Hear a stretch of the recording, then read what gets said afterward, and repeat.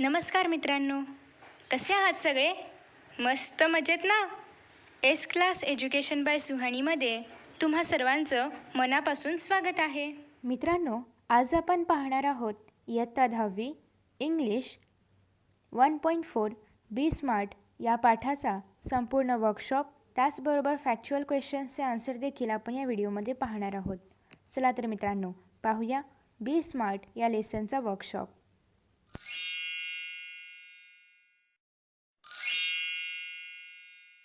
मित्रांनो, याआधी आपण बी स्मार्ट हा पूर्ण लेसन ऑलरेडी पाहिलेला आहे. आय होप तुम्ही तो व्हिडिओ पाहिला असेल. जर तुम्ही तो व्हिडिओ पाहिला नसेल तर या ठिकाणी एक आय आयकॉन आहे, त्यावर जाऊन तुम्ही तो व्हिडिओ पाहू शकता. त्या व्हिडिओमध्ये आपण वॉर्मिंग अप त्याचबरोबर लेसन पाहिला होता. आता आपण पुन्हा या व्हिडिओमध्ये वॉर्मिंग अपमधील 3rd क्वेश्चन पाहणार आहोत. आता या ठिकाणी क्वेश्चन असा आहे की say whether the underlined words in the following sentences are used as a noun or verb or adjective. म्हणजे या ठिकाणी या वाक्यांमध्ये जे शब्दांखाली अधोरेखन केले आहे तर ते शब्द या वाक्यामध्ये नाम म्हणून वापरलेले आहेत, वर्ब म्हणून वापरलेले आहेत की ॲडजेक्टिव्ह म्हणून वापरलेले आहेत, ते आपल्याला या ब्रॅकेटमध्ये लिहायचं आहे. पहिल्यांदा आहे I walk to school every day. तर आता या ठिकाणी जो वॉक आहे तर तो वर्ब आहे. Okay, VERB. त्याच्यानंतर सेकंड आहे I go for a walk every day. आता या ठिकाणी जो वॉक आहे तर तो नाउन आहे. त्याच्यानंतर they gave me a gift every day. आता या ठिकाणी जे गिफ्ट आहे तर ते नाउन आहे. त्याच्यानंतर you can gift her a story book. आता या ठिकाणी जे गिफ्ट आहे तर ते वर्ब आहे. त्याच्यानंतर it was sold as a gift pack. आता या ठिकाणी पॅक या नाउनच्या आधी गिफ्ट आल्यामुळे या ठिकाणी गिफ्ट ॲडजेक्टिव्ह आहे. त्याच्यानंतर they bought a new house on 10th street. तर या ठिकाणी हाऊसच्या आधी न्यू आल्यामुळे या ठिकाणी न्यू ॲडजेक्टिव्ह आहे. त्याच्यानंतर the water tanks leak a lot. आता या ठिकाणी लीक हे वर्ब आहे. त्याच्यानंतर the old age home houses 100 aging and homeless people. आता या ठिकाणी हाऊसेस हे काय आहे, वर्ब आहे. ओके, तर अशा पद्धतीने आपण हे सॉल्व करणार आहोत. तर इथे काही फॅक्च्युअल क्वेश्चन्स आहेत ज्यांचे आन्सर्स आपण पाहणार आहोत. पहिला क्वेश्चन आहे why do some people find setting goals a challenge. तर याचं उत्तर आता आपण पाहणार आहोत. म्हणजेच या ठिकाणी प्रश्न असा आहे की काही लोकांना आपले ध्येय निश्चित करणे आव्हानात्मक का वाटते. तर याचं उत्तर आता आपण पाहूया. Setting goals seems easy but there are so many challenges. One has to decide what he or she wants to achieve. There is fear of failure. Sometimes goals are beyond one's capacity. There may be other problems which have to be faced and be solved. Sometimes goals seem easy to achieve but really are difficult to accomplish.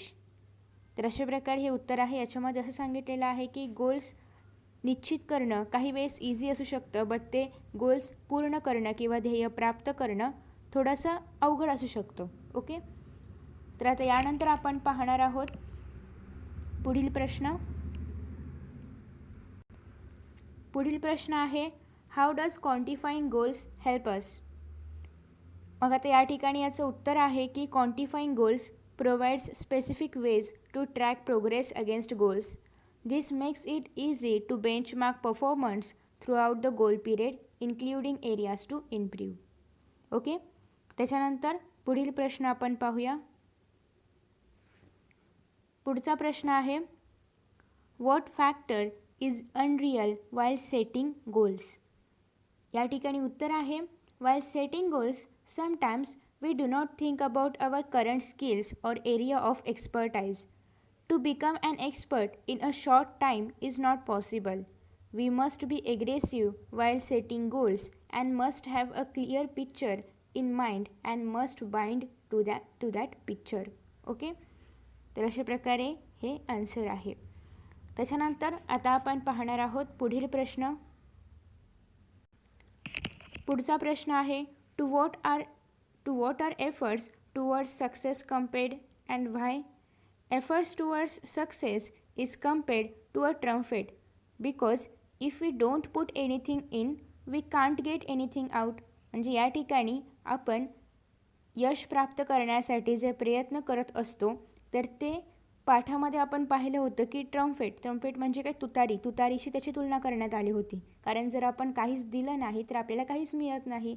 त्याचप्रमाणे जर आपण तुतारी वाजवत असताना जर हवा नाही फुंकली तर त्यातून आवाजच येणार नाही. त्याचप्रमाणे त्याची तुलना सक्सेसशी करण्यात आलेली आहे. त्याच्यानंतर आता आपण पाहणार आहोत वर्कशॉप. आपले सगळे फॅक्च्युअल क्वेश्चन्स पाहून झालेले आहेत. आता वर्कशॉपमधील फर्स्ट क्वेश्चन आपण पाहतोय.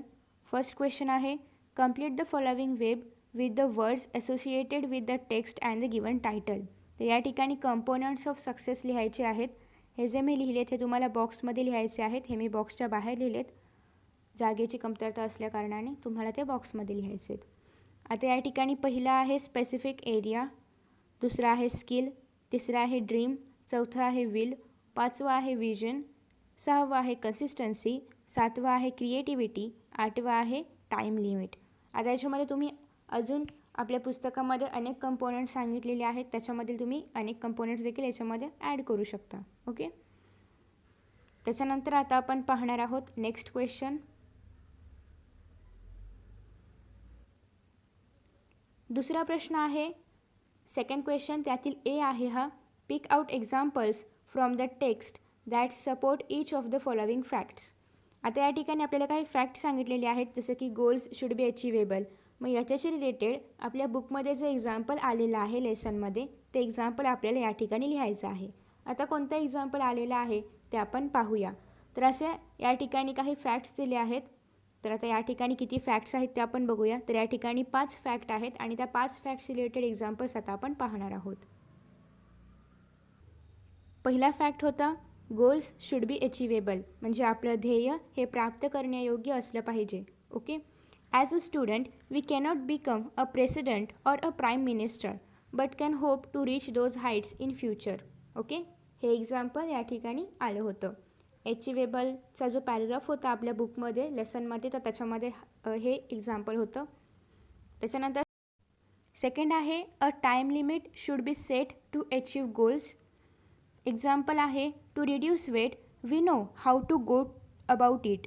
Without consistent time bound action it never becomes a reality. त्याच्यानंतर आहे third, a specific field or area has to be fixed to achieve goals. If it is building a house, what exactly is the capacity required and how long can it stretch should be decided. Fourth आहे, good results depend upon the quality and quantity of work put in. The quality and quantity of energy we put forth directly impact the results. Life is like a trumpet.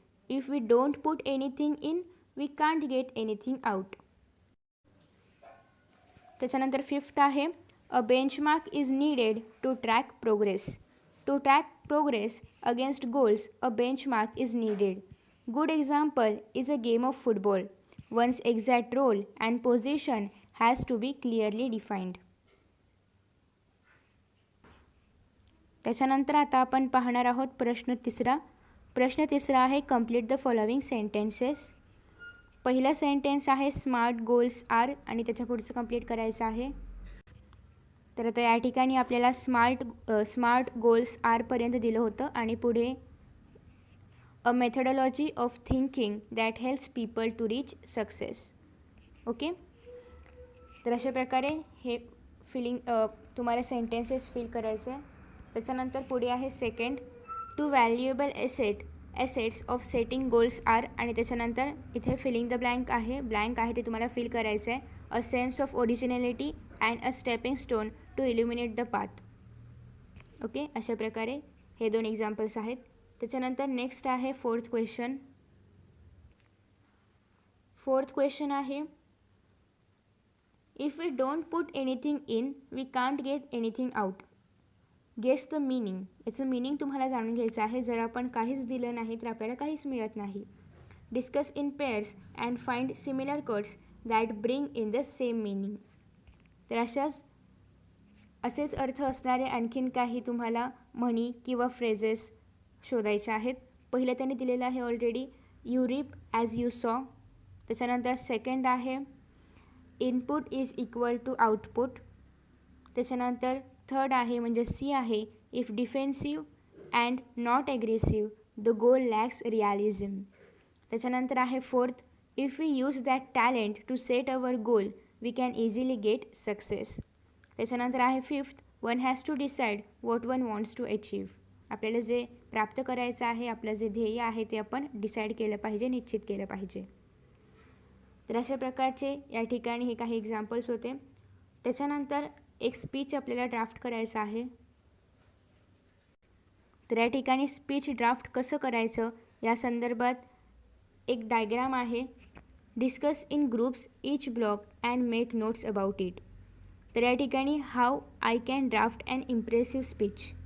Okay, so do I know the format. मला format माहिती आहे का. How to start, सुरुवात कशी करायची. What to write, काय लिहायचं. How to bring quality to your speech, तुमच्या स्पीचची क्वालिटी कशी वाढवायची.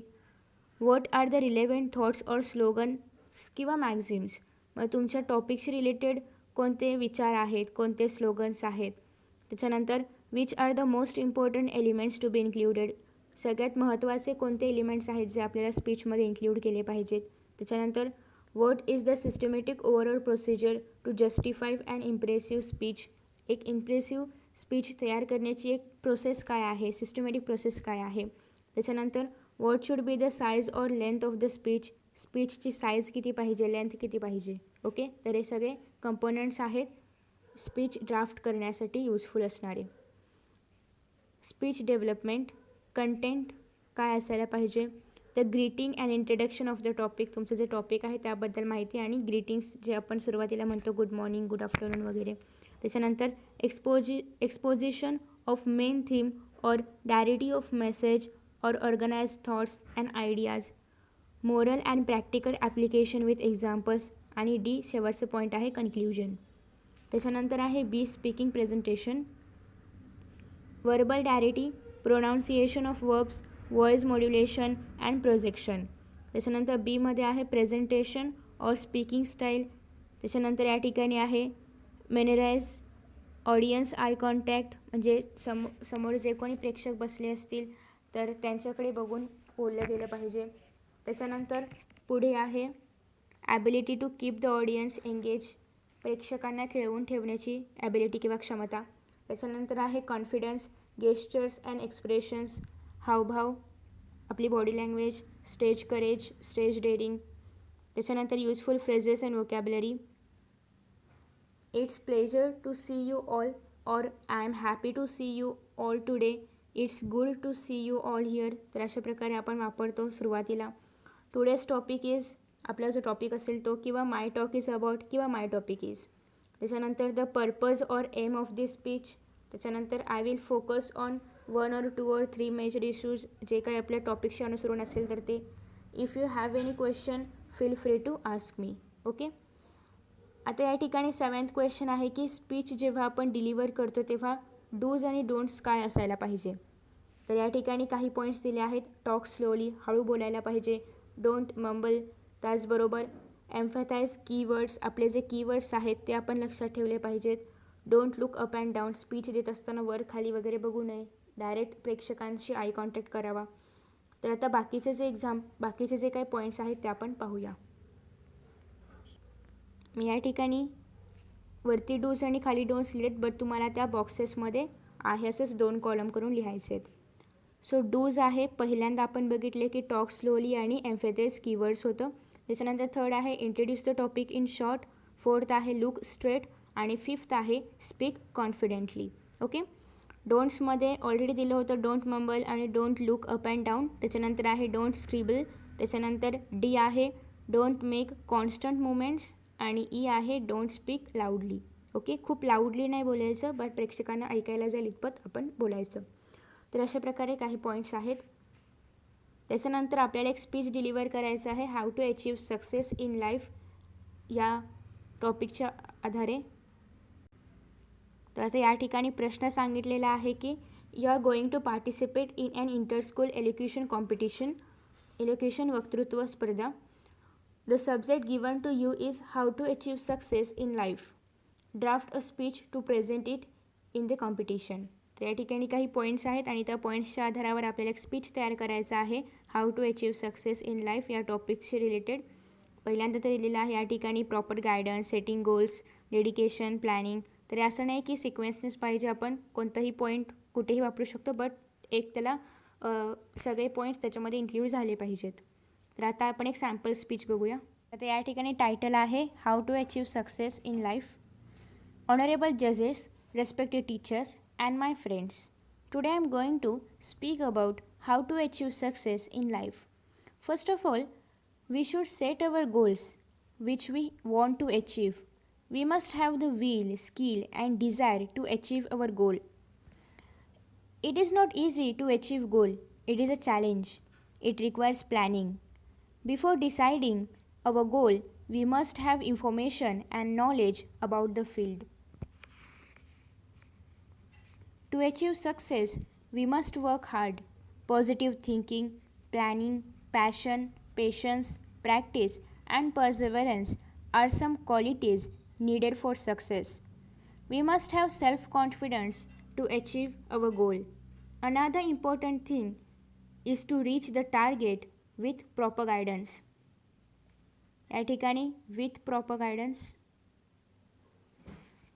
One must have 3 D's, that is devotion, dedication and determination. Without dedication, it is not possible to achieve what we wish to achieve.